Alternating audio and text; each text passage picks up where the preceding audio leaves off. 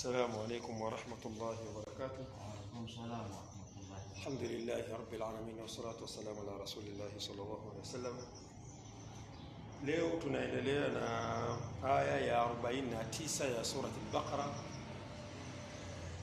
Tumesema tumeanzana na vitabu vinne vya Mwenyezi Mungu. Leo tunaendelea kwenye zile waidh.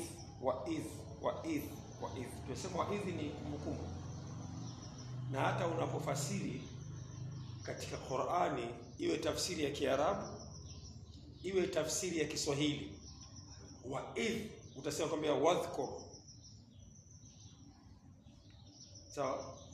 Ukisoma kule kwenye surati al-Maryam, wadhkur fil kitabi, sawa, idh intabadhat min ahliha makanan sharqiyya. Waidh, kumbuka. Kwa hiyo idh kwenye Kiarabu ni mkato wa idhkur. Idh. Kuna sura hizi zimekuwa nyingi, waidh zinakuwa nyingi. Ni nini? Ni ule utaratibu wa vile vitabu vinne, sababu vinahitaji vikumbukwe. Kwa nini Allah anataka tuvikumbuke? Kwa sababu vilipotezwa duniani vikarudishwa upya. Qur'ani ikaja ikaviandika upya. Na unapoona chochote kwenye Biblia ambacho hakiafikiani na Qur'ani, ni wazo la wanadamu ambalo walisahau wazo kuu wakaweka wazo mbadala. Lakini kuna baadhi ya Injili, mathalan Injili ya Barnaba, ukifungua mafunzo yake hayatofautiani na mafunzo ya Qur'ani. Wakati mwingine umetaja mpaka majina, mathalan Muhammad katajwa kwa jina la Muhammad, na hakuna ushirikina. Ndio maana ni miongoni mwa vitabu ambavyo waliamua kuvipoteza. Kwa huko walichakachua hichi kiacheni, lakini kikao kimefichwa. Kwa Mungu aliwatia huruma wasiharibu vyote. Unaona? Sala anasema kwenye ile udhkuru ni'mati allati an'amtu alaykum, kumbukeni neema zangu nilizokuwa nimewaneemesheni. Mwanzo alianza wa inni faddaltukum ala alamin, kama tukumbuka. Mimi ndio nimekufanya kuwa bora juu ya walimwengu. Hapa anawaambia wa in farraqna bikum al-bahr, wa in farraqna bikum al-bahra, kumbuka tulipo watenganishieni bahari zikawa mbili kwa moja. Ilikuwa moja tukaigawa mara mbili. Lakini wanaambiwa wakumbuke. Anayeambiwa kumbuka ni Muisraeli yupi? Wa Nabii Musa wa Nabii Muhammad? Nabii Muhammad, kwa sababu anaambiwa kumbuke wakati wa Qur'ani. Mnakumbukeni, ni kweli lile wao Waisraeli wanalijua mpaka kesho kwamba babu zao Mungu aliwahi kuwasaidia wakati walipokuwa wamebanwa kule Misri. Allah akaleta msaada wake. Lakini kwa nini mpaka Allah anawaambia wakumbuke jinsi ambavyo Mungu alivyotenganisha bahari kwa ajili yao? Ni kwa nini? Ilikuwa ni masiku ya karibu na Ashura. Ashura ndiyo sikukuu kubwa ya Wayahudi. Hata Mtume Muhammad sallallahu alaihi wasallam wakati ameanza kazi ya unabii, kazi ya utume, ilifika wakati pale Madina Wayahudi walikuwa wanasherehekea siku hiyo ya Ashura.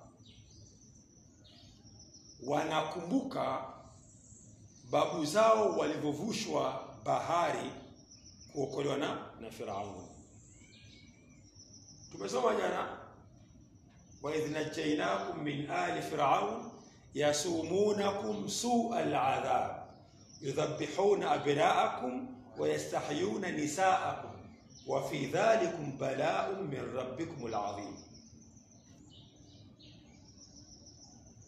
Kumbukeni tulipokuokoeni kutokana na mateso ya Firauni aliyekuwa akikuteseni. Wanachinjwa watoto wa kiume, wanaachwa wa kike, na huu ulikuwa ni mtihani kwenu. Hapo pana kitu cha kilugha unaweza ukifikiria. Tulisoma jana wa idh najainakum, walitumia najainakum min ali Firaun, lakini leo anasema fa anjainakum. Yako wa najainakum, leo fa anjaina kozeri. Manake jana ilikuwa ni thulathi, leo ni thulathi mazidi. Jana ilikuwa ni naja, leo ni anja. Sawa? Wasema anambia walaula nini alaina. Allah wa rasulullah. Sisi mpitize mwito ni sawa. Asema injila. Allahu sallallahu. Anasema fanjainakum. Kuna sema wanajainakum. Aba safanjainakum. Wa idh farraqna bikum al-bahr. Kumbuka tulipo watenganishieni bahari. Sawa? Ilitenganishwaje hii bahari? Ilikuwa ni msimu wa sherehe za Ashura kwa wakati wa Mtume. Ashura maana yake Wayahudi wanakumbuka wakati babu zao walipofushwa bahari, ndio kwenye kisa hichi. Ilikuwaje? Wayahudi walikuwa kuna sherehe yao moja walikuwa wanasherehekea kila mwaka. Ikawa wamefikia msimu ile sherehe yao wakati wako Misri. Wakati wa sherehe yao wakawa, kwa kuwa wao pale walikuwa baadaye walikuwa kama watumwa. Nizungumza mwanzo walikuwa wafalme, walipowakorofisha wenyeji wakaamua kuwatesa. Na wao kurudi kwa wakawa hawawezi. Kwa wakabaki pale pale, wakafanywa kuwa ni watumwa. Kwa sababu zamani mtu akikuchukia anakuteka, anakufanya ni mtumwa. Kwa wakafanywa kuwa watumwa kwa miaka mingi. Kwa sababu Firauni wa Musa tu wamekaa nao miaka 400. Au mafirauni wengine wapo katikati mpaka kufika kwa Nabii Yusuf, wadhalo kwa wangapi. Sasa wakati wa zile sherehe zao ikawa utaratibu wao, akina mama wa Kiisraeli si watumwa, walikuwa wanaomba mapambo kwa kina mama wa Kimisri ili kesho washerekee shughuli yao vizuri. Na ni utamaduni unaenda kwa miaka mingi. Wao ni watumwa, wasingeweza kumiliki. Kwa maana hiyo ikawa wa Misri wanawapa mapambo, wanawapa dhahabu, wanawapa nguo nzuri, wanawapa kila kitu. Yaani sherehe ya watumwa. Sawa? Sasa siku hiyo imefikia hatua kesho ndiyo sherehe. Mchana wa leo wanakwenda kuomba vitu. Kama kawaida utaratibu wa miaka yote walikuwa wanapewa vitu vya kujipanga ili kesho washerekee. Wakati wamekwisha kukusanya vitu kwa maandalizi ya sherehe yao ya kesho ya kimila ya Kiyahudi, usiku wa leo amri inatoka kwamba hameni. Wakenda wanaambiana mlango kwa mlango, sikio kwa sikio, bwana inatakiwa leo tuhame usiku. Basi ilipokuwa usiku wakatoka, wakakusanyika, wakaanza safari. Allah akawalaza wa Misri, hawakushtuka. Kwa wakajikusanya wote, nani bado fulani kama msheni, nani bado fulani kama msheni. Wakamsho watu wote, wakaanza safari. Kozuri. Lakini wanaanza safari, moja ya changamoto watakutana na bahari mbele. lakini acha waende. So lazima warudi Yerusalemu. Wanatoka Misri. Maana wanatoka Afrika wanaenda Asia. Wamekwenda, inafika asubuhi, kila mtu anatafuta mtumwa wake hayupo.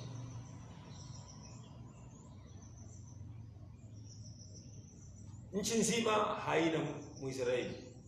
Inakuwaje? Sawa, wametoroka. Firauni akakusanya jeshi lake, wakapanda juu ya farasi, wakaelekea kule alikoelekea. Kwa sababu zamani kulikuwa na wataalamu wa kujua nyayo, hata ukivuruga wanajua. Wakaja sawa, wameelekea huko, wakawafuata. Kufika wakati wa dhuha, saa 3 saa 4, sababu wale wanatembea kwa ngamia, hawa jeshi wanakuja na farasi. So waliba vitu vingine ili viwasaidie kubebea vitu vyao. Wakawakuta. Sasa wakati wamewakuta, Bani Israeli wanaanza kumgeukia Musa. Inna la mudrakuna, sasa tunakamatwa. Musa, umetuletea balaa wa jamaa. Tumeishi nao miaka mingi, hatuna tatizo na wao. Leo umeingiza matatizo, wanapokututa wanatuua. Wakenda mpaka wakafika kwenye bahari. Sisi tunakwenda nyuma adui, mbele bahari. Kwa lazima uwe mpole. Musa akapata wahi, anidrib bi'asaka al-bahra, piga bakora yako bahari. Alipopiga ile bahari, Bani Israeli wakaona jinsi maji yanavyosimama. Maji yakapita upande huu na upande huu, katikati kwa barabara. Wanasema katika maswali ya kimitego ya zamani, unaulizwa ni eneo gani jua liliwahi kuwaka mara moja na alikuwa halitawaka tena. Ni ile njia walipita Bani Israeli wakati silikuwa mchana dhuha, palipata maji, palipata jua, hapana pata jua tena mpaka kiyama. Wakapita, walipoingia Firauni na jeshi lake wakafika pembeni, wakaona wale wameingia ndani ya maji, wameingia ndani ya njia. Wakashauriana, twende tuseme kwa Firauni, si katika hali ya kawaida hapa huwa hamna njia. Si hapa tunapajua miaka yote, hapa huwa hamna njia. Midhali wanapita hapa kuna neno. Hapana, kawaida washauri wanakuwa hapa pande mbili. Lazima tuwafuate. So tunaona wale pale, tuwafuate. Basi wakaingia. Wakaanza sasa maajabu. Huyu anakwenda kwa farasi, yule anatembea na punda. Punda hana mwendo. Watu walianza safari jana usiku. Nyie mmemka asubuhi mmewakuta, maana nyie kasi yenu ni zaidi kuliko kasi yao. Kaingia. Wamekwenda, wanafika upande wa pili, Bani Israeli wote wanavuka. Wale Firauni na jeshi lao, maana wameshaingia wote katikati ya bahari. Kabla hawajafika ufukweni, maji yanarudi, yanawabeba wote. Lakini ni kwa nini Allah alitengeneza kanuni ya maji kuondoka kisha yarudi? Hii kanuni haijafa mpaka leo. Ndio pana kanuni ya maji kupwa, maji kujaa. Ukienda hata pale feri mchana unaweza kukuta maji hakuna. Ukienda pale Serenda Bridge unakuta maji yamesogea kabisa, imekwenda kule. Ungeamini kwamba ukiuziwa kiwanja pale unaweza ukajenga. Unaelewa? Lakini Allah anasema wala mtajida li sunnatina tabdila au tahwila. Yaani taratibu za Mungu hazina tabia eti zinabadilika. Eti Mungu alete kitu chao ikitokea anatengeneza mifumo, ni mifumo inakuja, yaani akileta muujiza, ni muujiza ambao hauendi nje ya kanuni. Haiwezekani. Yaani hakuna muujiza wote ule kutuketi ukawa nje ya kanuni. Ndio maana unaona anazaliwa Nabii Isa, lakini mimba inawekwa kwenye tumbo la mwanamke. Ndio sio? Ile kwenye tumbo la, kwa sababu yule haumwi tena. Sasa kwa sababu muujiza lazima ufuate kanuni. Ndio sio? Saleh wanataka atoe ngamia. Ngamia anatoka ndani ya jiwe ndani yake. Sio sote aibuke tu ngamia, lazima atoke ndani ya kitu. Ndio sio? Sasa si ingekati tukaona tungamia, si kitu kipi. Nabii Muhammad, watu hawana maji. Sawa? Kuna wakati alikwenda kwenye kisima. Watu hawana maji. Hapa maji. Lakini je, mwili wa wanadamu una maji au una maji? Asilimia kubwa ya mwili wa wanadamu ni maji. Kwa hiyo muujiza ukapita kwenye kanuni. Hapakuwa na kitu kingine cha ajabu hapo. Akaweka vyombo vikajaa. Tukose. Anasafiri wakati wa hijra, anapita katika Khaima Ma'bad. Wanakwenda wakombe chakula na wanamsifu Ma'bad, wanasema tabia yule mama ilikuwa hakuna mtu anayeweza kupita katika nyumba yake asimkirimu. Haikuwa utaratibu wake. Ukipita lazima kukirimu. Kwa watu walishajua kwamba huwezi kupita Ma'bad. Kwa mtume wakaenda kuomba chakula. Kasala hapa hatuna kitu. Mbuzi wote mzee ameenda nao. Hamna mbuzi kwa sababu na mbuzi. Pana mbuzi tuchata mekondelea na mazuri. Yule ameshindwa kwa sababu amekonda sana na maradhi. Mtu mmoja akaenda pale, sasa ruhusu, sasa kuruhusu. Akaenda kushika chuchu. Sawa? Kashika chuchu, kafanya dua, chuchu ikatoa maziwa. Anapita kwenye nini? Kwenye kanuni. Ni kwa nini asingemshika mdomo afu mdomo? Kama angeshika mdomo yule angetoa matapishi. Lakini si anahitaji maziwa, nashika chuchu. Bwana mzee. Mifumo yote ya miujiza inafuata kanuni. Korana Musa, kanuni inatumika nini? Inatumika kanuni ya maji kupwa, maji kuja. Ile ambayo ni kawaida hata sisi leo ipo hiyo kanuni. Ukaenda feri, ukaenda pale nani Serenda, unaweza ukafika kwa na maji hakuna. Akiwa mshamba anasema bwana kiwanja kinauzwa hiki. Kiwanja cha ufukweni hiki. Unawapa watu pesa zao, wanaondoka.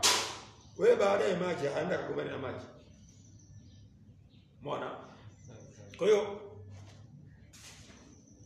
hapa Allah anamwambia Musa, wa ifarraqna bikumul bahr, wa ifarraqna bikumul bahr.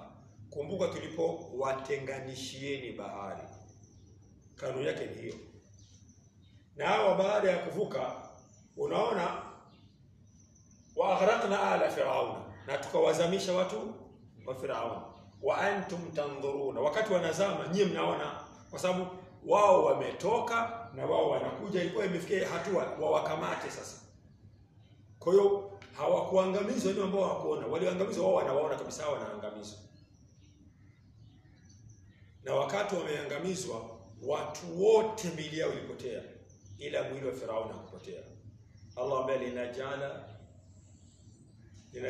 min khalfaka aya. Hii tufanye wewe utakuwa ni ishara kutoka kuja baada yako. Ule mwili ulipotea. Ikawa unaibuka unapotea. Unaibuka unapotea mpaka wakati fulani uliwahi kuibuka juu ya jiwe. Watu wakauchukua ile mwili. Kwanza wakauweka wakaona hauozi. Sawa ndio Firaun, sababu aliwahi kupotea Firaun. Au ndio Firaun. Wakaenda kufanya majaribio. Majaribio ya kwanza ilikuwa kumwacha waone kama ataoza, akawa haozi. Majaribio ya pili walimchoma moto akawa haungui. Miaka ya 50 60 Wafaransa waliwahi kuchukua ule mwili wakautia kwenye mercury au kuungua, wakasema ndio Firauni. Kwa hiyo ilithibitika kwa sababu alifanywa majaribio mengi na hakuweza kuelewa, kwa sababu mercury chochote utakachokiweka kitaisha, yaani kinatafunwa. Chochote kile ukiweka kinatafunwa. Chukua chuma kama nyumba, ukitia kwenye mercury kinapotea, kinaishia wapi haijulikani. Walitia mwili wa Firauni ukabaki unazunguka tu, kasa huyu ndo mwenyewe. Kwa hiyo mpaka leo Allah anasema linajala liman khalfaka aya, hii tufanye watakakuja baada yako wewe ni ishara. Ishara gani? Ionekane kwamba kuna mtu aliwahi kujiita Mungu alafu akafa na Mungu akamuweka. Alifia baharini. Kwa kanuni ukifia baharini lazima uoze au utala samaki. Yeye hakuliwa na samaki mpaka watakuja baada yake waone huyu aliyokujiita Mungu.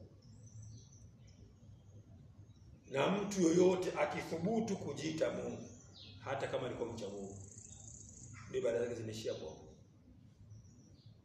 Kwa nini? Ukichukua sifa ya Mungu au ukahalifu amri ya Mungu, yaani Mungu hana msamaha na wewe. Hata ungekuwa mfanya ibada wa namna gani, kitendo cha kupinga amri ya Mungu, Mungu anakufuruga. Kwa hiyo Allah anawakumbusha, anambia tuliwaangamiza watu wa Firauni na nyinyi mnaona. Baada ya hapo wamevuka, wamekwenda upande wa pili wa bahari ya Shamu. Walipofika upande wa pili, wakati wanatembea wakapita kwenye kijiji kimoja. Wakawakuta kuna watu wako kwenye itikafu, wana mkisi wao, kinyago chao wanakiabudu. Wakamwambia Musa, ya Musa, ij'al lana ilaha kama lahu ilaha. Musa, tutengenezee na sisi kama hao jamaa wapendeza. Unaona wako kwenye katika kinyago kao pale, unaona wanakaabudu wametulia pale, yani raha sana yani Musa. Musa akamwambia innakum unasun tajhalun. Kwa kweli nyinyi ni watu wajinga. Si bahari ile pale. Bahari ile pale watu watatujeecha bali ile pale. Firauni kaangamia pale mnaona. Kwa sababu nini? Kajiita Mungu. Tutoke pale tuje hapa tena niwapeni tena Mungu mwingine. Musa bwana, sasa hii timu nimebeba hii. Hii timu chai. Wakatoka. Wamekwenda sehemu. Walipofika pale Musa akamwambia kaeni hapa. Yeye akatoka 40 laila. Akatoka siku 40 kwenda kuchukua Taurati. Wakati Musa amekwenda huku nyuma, Allah asema thumma takhadtum al-ijla min ba'di. Baada ya kuondoka huko nyuma mkatengeneza ndama mkamfanya Mungu. Huyu ndama huyu alikuwa ndama wa dhahabu. Dhahabu imetoka wapi? Zile dhahabu za siku ya sherehe walizopewa kwa Misri. Usiku wake wakaondoka na zile mali. Ndio wakakusanya dhahabu zote pale. Akapewa Samiri akayayusha, wakaanza kutengeneza ndama wa dhahabu. Na huyu bwana unajua siku 40 nyingi. Huyu bwana alikuwa mtaalamu, alitengeneza yule ndama, alafu akamwekea matundu mawili, mdomoni tundu moja na chini ya mkia tundu moja. Sasa Allah shaitani akawapa mitihani. Upepo kawa ukija unaingilia tundu la nyuma la chini ya mkia, inatokea tundu la mbele la mdomoni, alafu anatoa sauti. Wakasema huyu ndio Mungu mwenyewe, lahu hawaru, yani mpaka anatoa sauti. Mbona wakawa wanamshangilia yule Mungu. Harun wakati Musa anaondoka, ambaye akhlufni fi ahli, baki kuwa ni khalifa kwa hawa jamaa zangu. Basi akabaki kuwa ni kiongozi. Walipoanzisha hii fikra, Harun alipoanza kuwakataza, waliamua bora wamuue. Afu yuko peke yake. Sasa kwa ajili ya Musa hayuko. Kumbe ikawa hawajui kwamba kumbe watu wote walikuwa hawamtaki Musa. Wakati Haruna wakataza watakumuua. Akawa mpole. Akatengenezwa ndama huyo, baada ya kutengeneza ndama ibada zikaanza. Hapo mpaka Musa anarudi kuta ibada zimekomaa. Yaani wale watu ambao mwezi uliopita kawatoa kwenye mateso ya Firauni, lakini wadhani kwa nini hawakumkubali Musa? Walikuwa watumwa mpaka wakafurahia ule utumwa. Wakahisi maisha yao wao kuwa watumwa ndio maisha bora zaidi kuliko maisha ya uhuru. Kwa sababu wanakula bure, wanaemelewa, kila kitu wanapewa. Wao si watumwa. Wanapewa kila kitu. Sasa Musa anaenda kuwaambia wajitegemee. Unaona kazi hiyo? Yaani unamtoa mtu alikwisha zoea kuwa mtumwa, analishwa kila kitu. Sasa anza kujitegemea. Kwa wengi walikuwa wanamkataa. Alafu wakawa wamemisi ibada kuabudu viumbe. Sio kwa maabudu nani? Firauni. Sio alimisi. Musa anakuja, kwa mpaka Musa anaanza ile kazi yake ilikuwa ni upinzani na Firauni mpaka wanaondoka. Mpaka ikafikia hatua kikao kile kuitwa wachawi, kutoa nyoka, kufanya nini? Haikuwa kazi ya mchezo. Kwa Musa hakupata wakati mzuri wa kuwahubiria kuhusu Mungu. Muda mwingi alikuwa anapambana na Firauni ili kwanza Firauni aelewe. Laiti kama Firauni angekuwa ameelewa mapema, maana watu wangeelewa. Iliposhindikana, Musa akamwambia Firauni, Mungu anasema nipe Bani Israeli warudishe. Akamwambia kuna ruhusa kutoka nao. Ndio ikabidi aje kuwaiba. Sawa? Lakini hao watu ambao wamekaa utumwani kwa miaka mingi, wamezoea kuabudia viumbe, anawaokoa. Kwanza amewatoa kwenye mateso. Walikuwa wanachinjwa. Hawakuruhusiwa wazae watoto wa kiume, kwa sababu ilikuwa inasadikiwa kwamba angezaliwa mtoto wa kiume ambaye angekuja kupindua ufalme wa nani? Wa Firauni. Kwa hiyo ikawekwa amri kwamba lazima watoto wa kiume wauawe. Yeye mwenyewe Musa akaponea chukuchuku. Unaona? Sasa wanafika huku, wanatengeneza Mungu. Musa anarudi kukuta Mungu tayari alikwishakomaa. Alichofanya Musa, alifika kwa ndugu yake akamvuta ndevu. Akamwambia tajuru bila hayati ya ibn ummi. Usivuti ndevu. Innahum istad'afuni wa kadu an yaqtuluni. Hawa walinidhoofisha na walikaribia kuniua, nikakaa pembeni. Nilipoacha ndo usalama wangu. Alichofanya Nabii Musa, alikachukua kale kandama akakayayusha tena upya. Kalipokuwa uji ule akasambaza, akavuruga tena ile dhahabu yote. Kumaliza pale ya safari. Ndeni. Kwa hiyo wakawa wamekosa zile dhahabu, maskini ungeenda kuombelea ukipata pesa. Kwa habari ya dhahabu ikaishia pale. Sababu dhahabu yote ilekeza kwenye ile ndama. Lakini pamoja na hivyo, kwa kuwa ndio ilikuwa bado mwanzo, Allah anasema thumma afauna ankum min ba'di dhalika. Wamekaa utumwani miaka 400. Kwa muda mfupi Musa anawatoa. Sawa? Watakuwa na akili sawa? Akili zao zimekushainemea kwenye nini? Kwenye kuabudu mtu.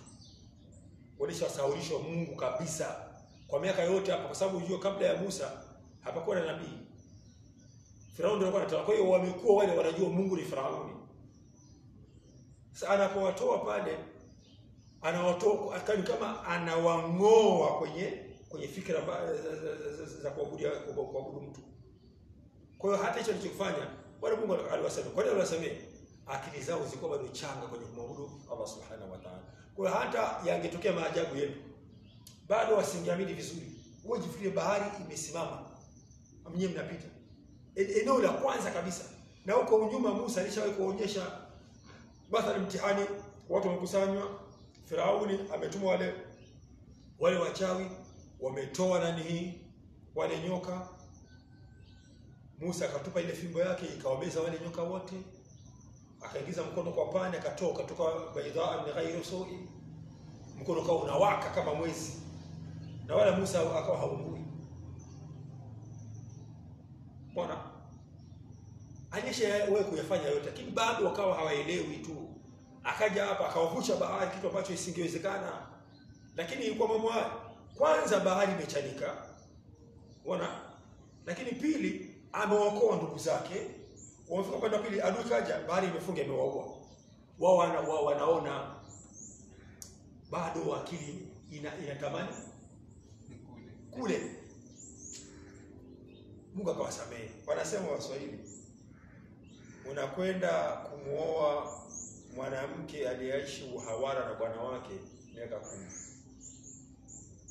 alafu wewe unamuoa hivi, utamweza kaishi kwa mtu pika pakua miaka 10, miaka kadhaa. Sema na wewe si hawara, mimi nataka nikuoe. Yaani mafunzo. Unaelewa? Qur'ani inakwambia, Qur'ani kila wanachosema na Qur'ani ni kanuni ya maisha. Hawa leo wanafanywa mambo makubwa, lakini unaona hawaelewi. Kwa nini? Wamekaa muda mrefu kwenye utumwa wa fikra. Sasa hata ukiwape nini, bado watakuwa wanawaza kule kule tu. Sasa mwanamke amekaa kwa bwana miaka 10. Pika pakua. Unakwenda kumwoa hata ukiwa tajiri. Huyu kwa tabia ya mathalan, hasa hii iko Afrika. Kwa wale wa Afrika hii iko sana. Yaani atarudi tu kule. Mpe kila kitu atarudi tu.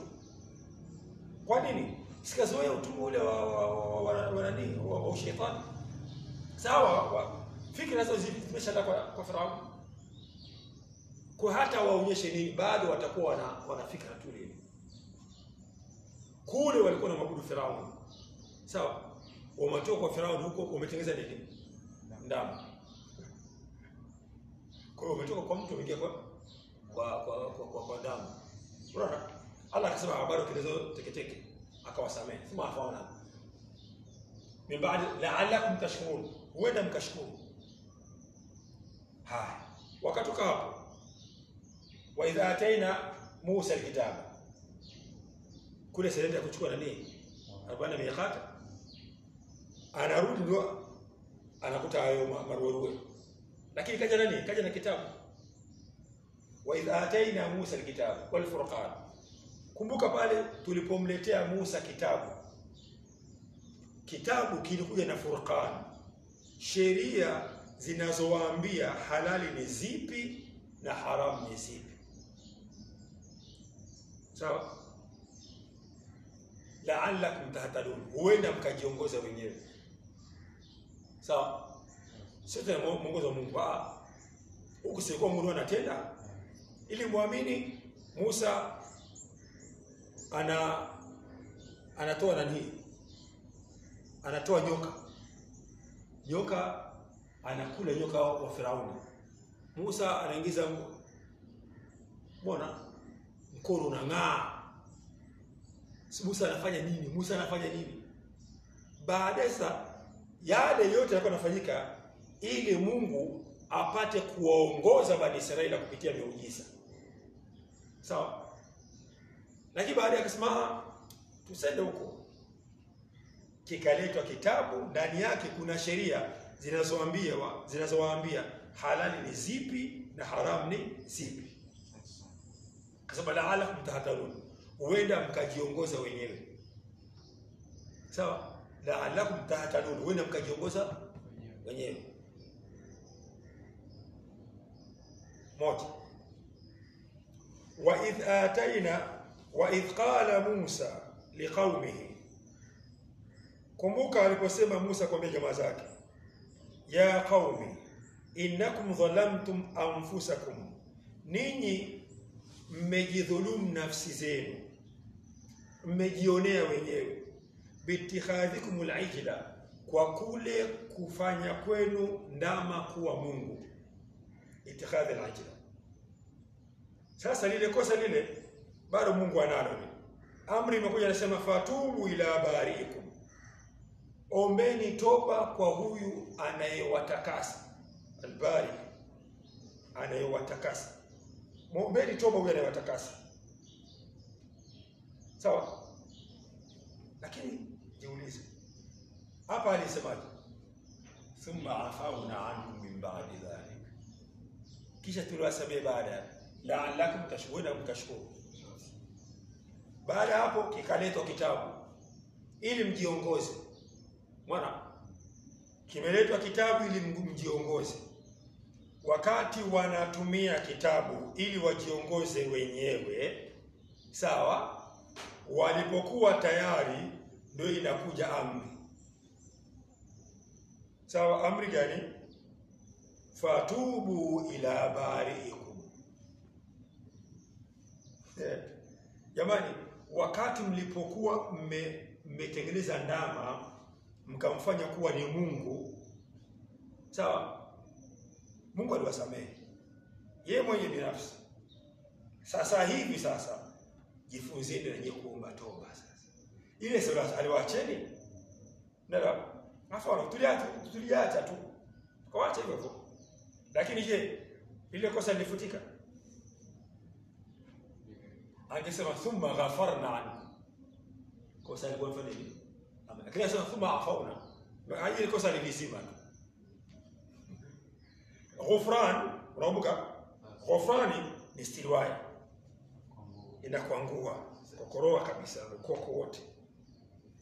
Lakini afwa ni kwa Mungu anazimisha tu ile. Lile kosa unalo, ila Mungu hawezi kuadhibu ile kosa. Ila unalo. Lakini istighfari inakuangua. Hayabaki ile makosa. Kwa hiyo Allah bathuma afauna ankum. Sio ile kosa Mungu aliweka pembeni. Ni mbali zaidi kabla ya kile kitendo, na alakum tashkurun. Maana ni kosa ambalo Mungu angewaadhibu, angewaangamiza, lakini aliacha, hakuwaangamiza. Halafu mmegundua kama ni kosa, Allah akataraji kwamba mtashukuru. Sawa? Hivi ni kweli walishukuru? Imani hawakushukuru. Sawa?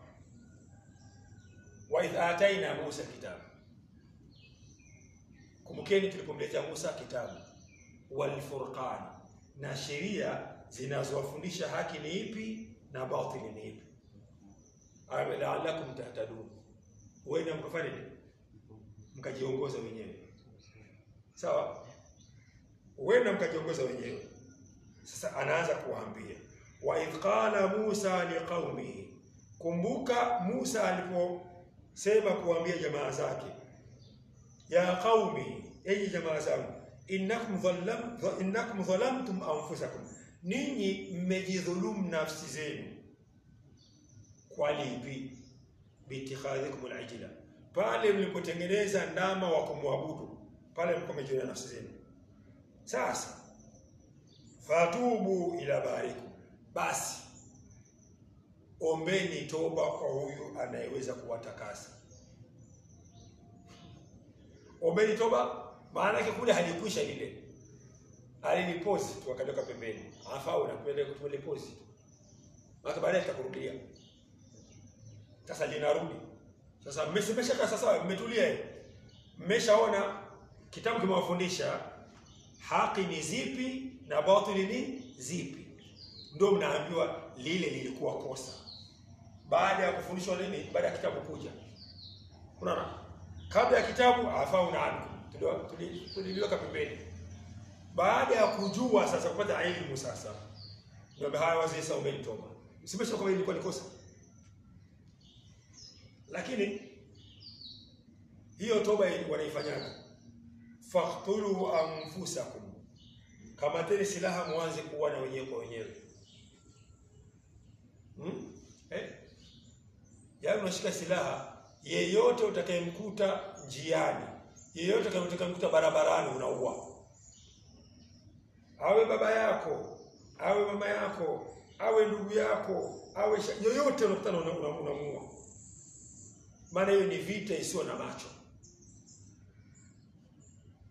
Sahih. Dhalikum khairul lakum inda bari'ikum. Hiyo ndio itakuwa khairi kwenu kwa huyu mtakasifu ambaye mtatarajia kutakaseni. ndio kheri. Kinyume na hapo kheri hakuna. Bora kazi hiyo. Fataba alaikum, mkitimiza hilo Mungu atapokea toba yenu. Innahu wat-tawwabur rahim, kwa sababu yeye anapokea toba na anarehemu. Waliingia mitaani, kila mmoja akashika upanga, wakaanza kuchinjana. Kwa hiyo wachinjane mpaka amri ya kustopisha mauaji ije. Amri ilipokuja kustopisha mauaji, watu 70,000 walikuwa wamelala chini mji mzima. Waliobaki wakabaki watu safi, ndio wametakaswa sasa hao. Ndio waliobaki ndio wabaki watu safi. Si Mungu anawaambia wauane ili awatakase. Maana kitendo cha ile damu kufa, wale watu kufa, ndio utakaso wao ukapatikana. Zaidi ya 70,000. Wahid. Anawakumbusha tena, wa idh qultum ya Musa. Baada ya pale maisha yakaendelea. Hii sio kitu cha siku moja siku mbili kama nakumbuka. Tunazungumza habari ya maisha yao. Baada ya pale maisha yakaendelea. Wa idh qultum ya Musa, kumbuka mlipomwambia Musa, mliposema Musa, lan nu'mina laka hatta nara Allah jahra, hatutokuamini wewe. Lan harfu nafi wa nasbi wa istiqbal, ni herufi inakana matokeo yajayo. Angesema la nu'minu laka, hatukuamini. Sawa? Lam nu'min laka, hatujakuamini. Utuambia kile hatujakuamini. Hawaambii hatujakuamini. Hawaambii la nu'minu laka. Wanaambia lan nu'mina laka. Yaani kuanzia hapa na huko mbele hatutokuamini tena. Hata nara Allah ta'ala, mpaka tumuone Mungu wazi wazi. Wahi.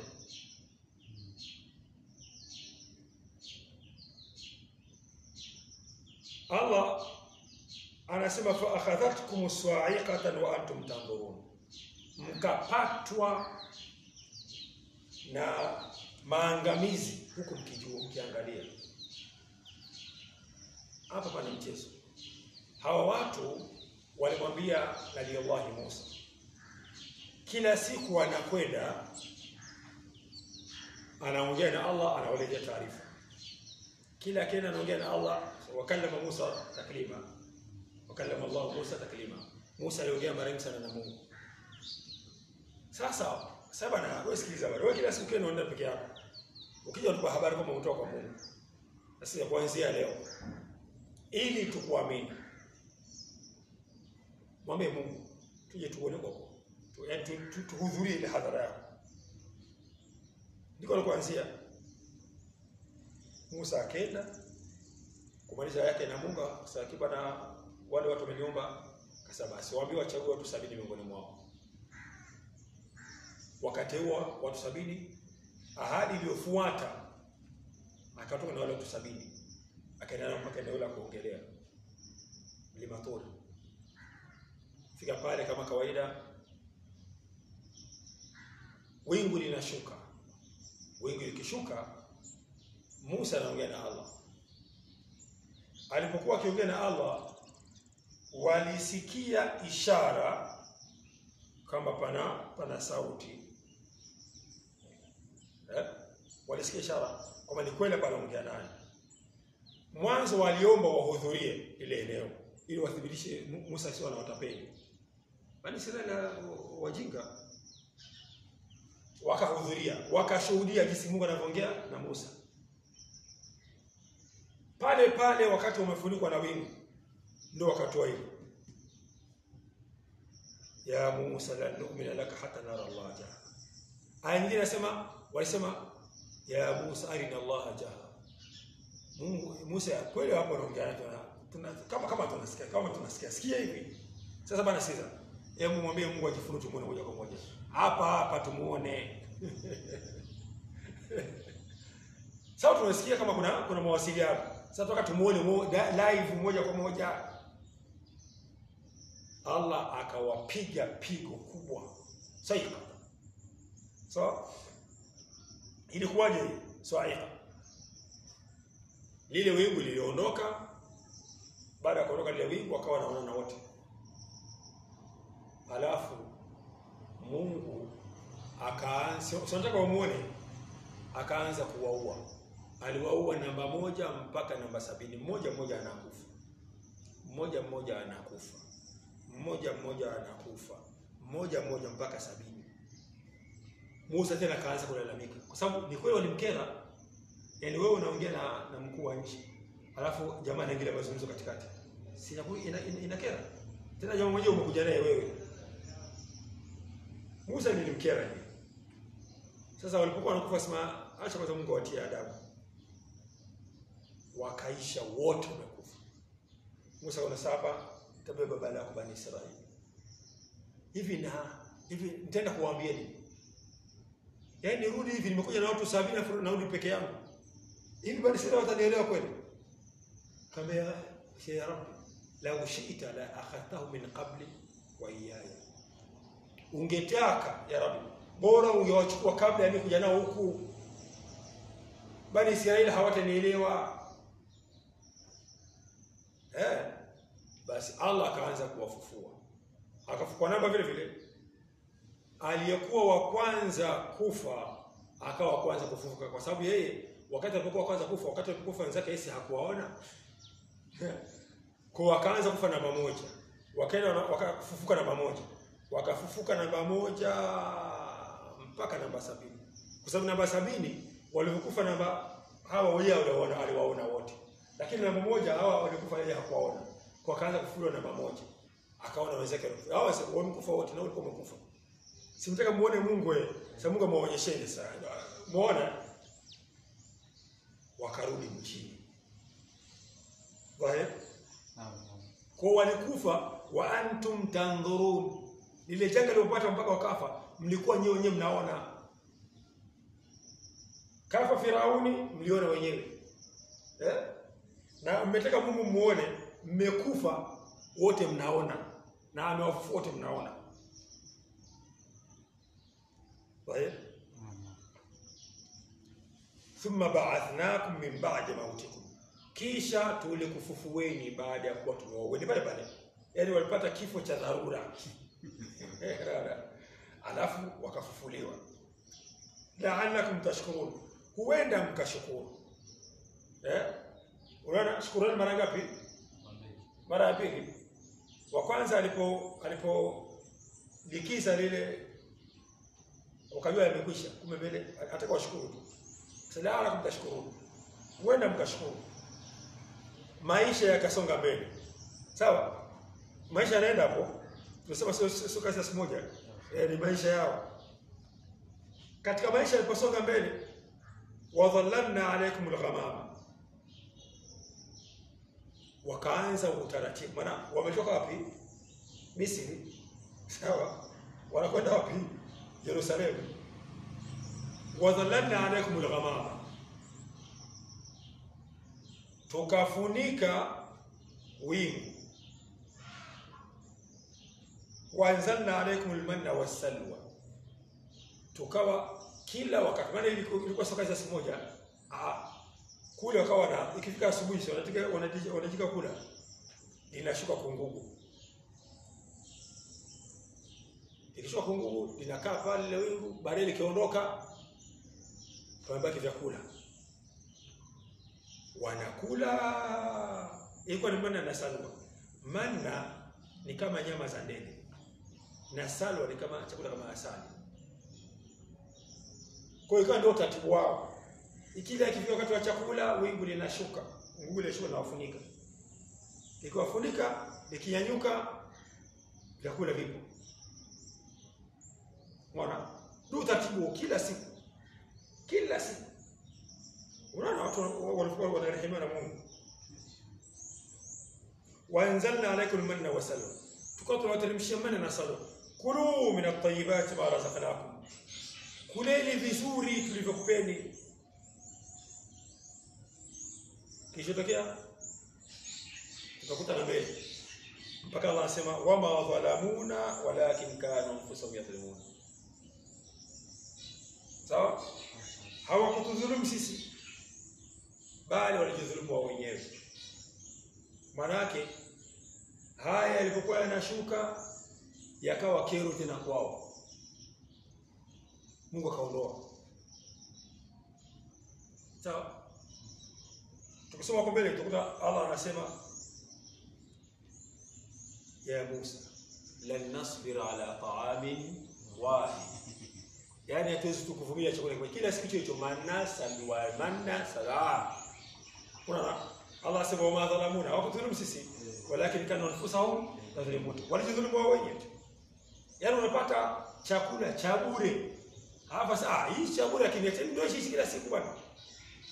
Wanasema kama kile chakula kile hakina vimelea vya magonjwa.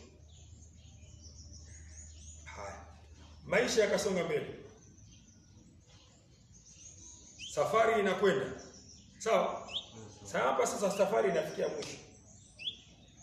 Wa idh qulna adkhulu hadhihi alqarya, tumeona kwenye ilitokea ndama nini mpaka hatua ya mwisho wakawa wanapata nini na salwa.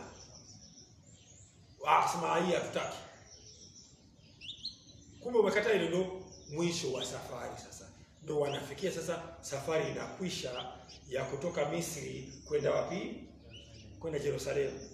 Hapa ndo fikia mwisho. Allah anasema wa idh qulna adkhulu hadhihi alqarya, kumbuka tulipowaambia ingieni katika mji huu, fakulu minha haythu shi'tum, katika mji huu kuleni chochote mtakacho, raghadan, tena kwa raha. Sharti moja tu, wadkhulu baba sujada, mtakapoingia katika lango la miji ya zawadi, ina malango ni mpakani. Sisi leo unaenda mpakani kuna lango, zamani miji ilikuwa ina malango. Sasa mtakapoingia pale mpaka wa kuingia katika ule mji wa Yerusalemu, sawa, faqulu hitta, semeni hitta. Hatta tusema siku ile futa makosa, semeni hitta hitta hitta, yani futa makosa, futa makosa, futa makosa. Yani ngine mnasema hivyo, futa makosa, futa makosa, futa makosa.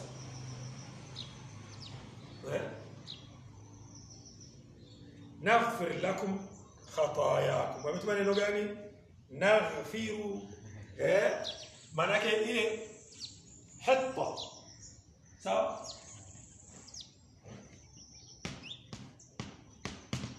hatta, sawa. Waqulu hatta, nini maana yake? Astaghfirullah.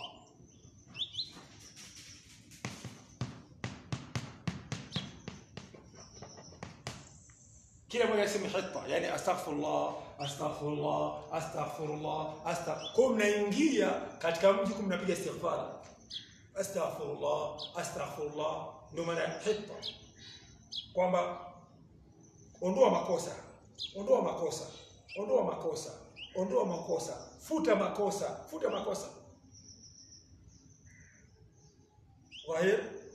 Wasanazidul muhsinina, mkishaingia wale watakaokuwa wema sasa tutawazidishia. Maana kama kiwango cha maisha yao kitapandishwa kwa na maisha mazuri zaidi.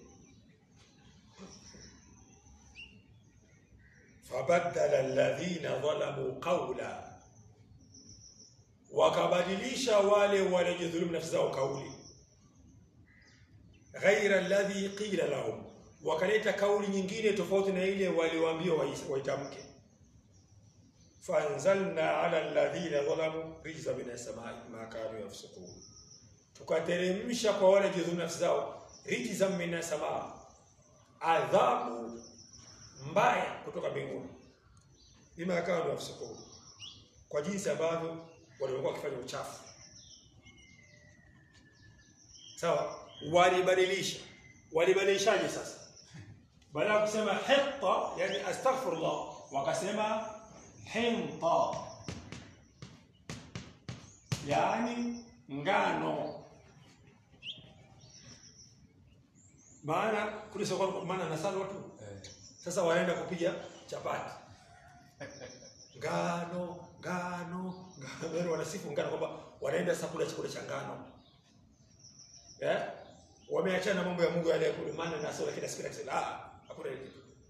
Kwa hivyo kwamba semeni astaghfirullah, wakasema ngano. Kwa hawa wanasema hita, wengine wanasema hinta.